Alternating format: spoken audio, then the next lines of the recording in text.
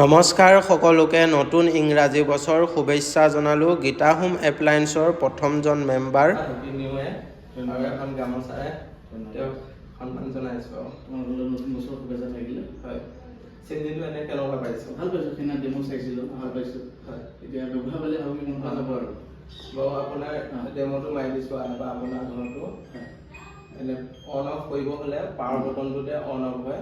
আপোনাৰ লাইটটো লাগিলে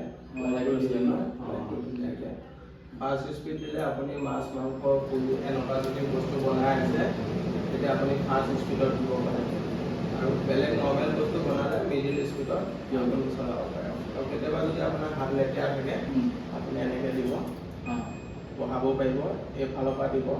1 মিনিটৰ পিছত অট'মেটিক নিজে অফ হৈ যাব, দুবাৰ দি দিব, লগতে অফ হৈ যাব।